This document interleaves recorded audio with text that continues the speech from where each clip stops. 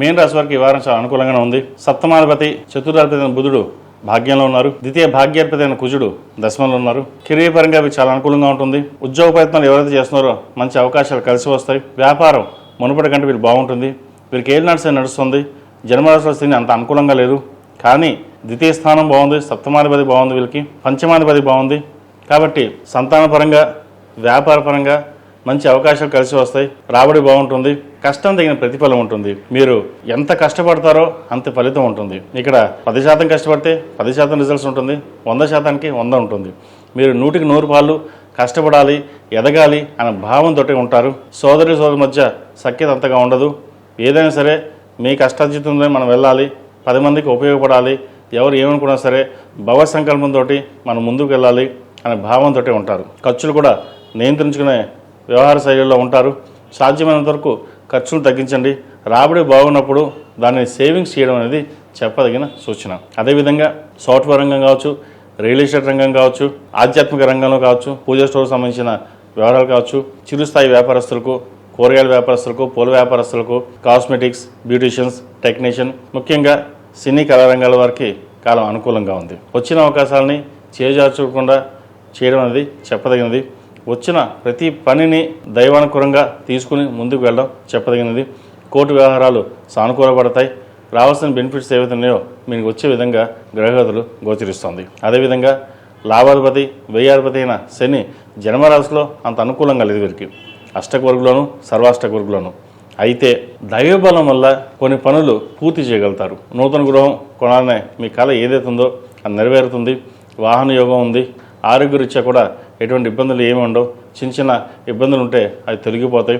ముఖ్యంగా ఆహార నియమాలు సాధ్యమైనంత వరకు మీరు పాటించగలుగుతారు. పాటించకపోతే కొన్ని ఆహార నియమాలు పాటించడం, లేకపోతే గ్యాస్ట్రిక్ అసిడిటీ ఉండే అవకాశం గోచరిస్తుంది. అదేవిధంగా బంధువర్గంలో మీ పరపతి పెరుగుతుంది. అదేవిధంగా గౌరవం ఎంత పెరిగిందో కించపరిచే వాళ్ళు కూడా ఉంటారు.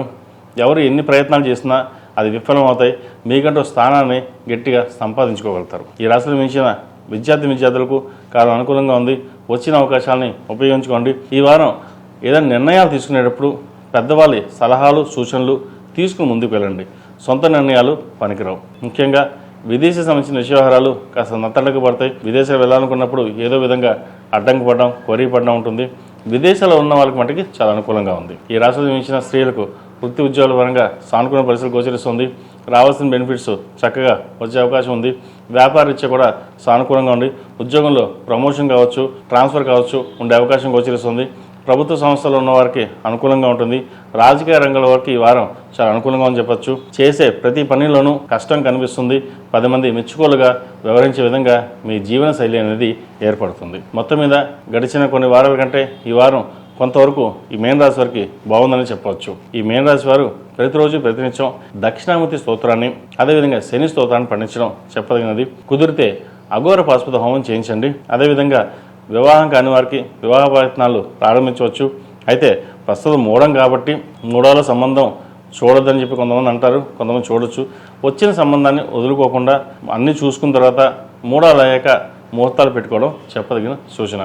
సంతానం కోసం ప్రయత్నం చేస్తున్న వారికి మంచి శుభవార్తని వినే అవకాశం గోచరిస్తుంది. మొత్తం మీద గడిచిన కొన్ని వారాల కంటే ఈ రాశి వారికి కొంతవరకు బాగుందని చెప్పచ్చు.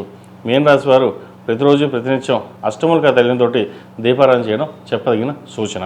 ఈ రాశిలో జన్మించిన వారికి కలిసి వచ్చే సంఖ్య 7, కలిసి వచ్చే రంగు తెలుపు. ఏదైనా పని మీద బయటికినప్పుడు ఆదివారం కానీ శుక్రవారం కానీ వెళ్ళండి.